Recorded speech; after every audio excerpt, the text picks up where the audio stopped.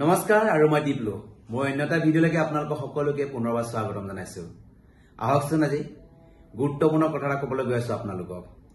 শুনিলেহে গম পাব আৰু চালেহে গম পাব।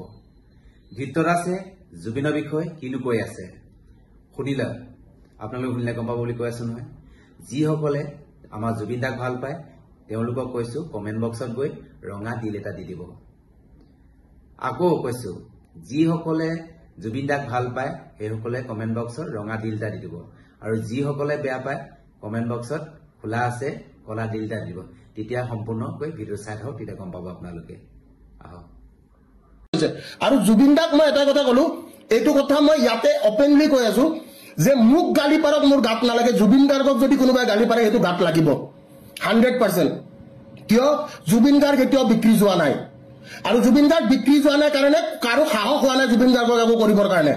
ঠিক আছে, তো জুবিন গাৰ্গক কোনোবাই পগলা মদাহী কিবা আখ্যা দিয়াৰ আগত জুবিন গাৰ্গৰ দৰে কাম কৰি চাওক। মই নিজ চকু দি দেখিছো সেই মানুহটোৱে দুখীয়া মানুহক কেনেকে পইচা দিয়ে, এবাৰ হিচাপ কৰিও নাচাই বানগুলেদি পইচা দিয়া মই দেখিছো।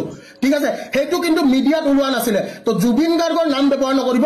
জুবিন গাৰ্গ মই এটা কথা জানো যে ভূপেন হাজৰিকাকো খেদি পঠাইছিলে অসমৰ পৰা।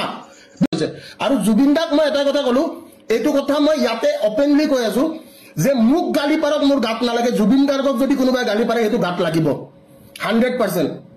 কিয় জুবিন গাৰ্গ কেতিয়াও বিক্ৰী যোৱা নাই আৰু জুবিন গাৰ্গ বিক্ৰী যোৱা নাই কাৰণে কাৰো সাহস হোৱা নাই জুবিন গাৰ্গক একো কৰিবৰ কাৰণে।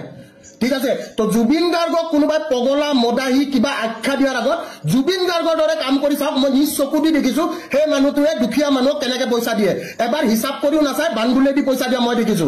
ঠিক আছে, সেইটো কিন্তু মিডিয়াত ওলোৱা নাছিলে। তো জুবিন গাৰ্গৰ নাম ব্যৱহাৰ নকৰিব।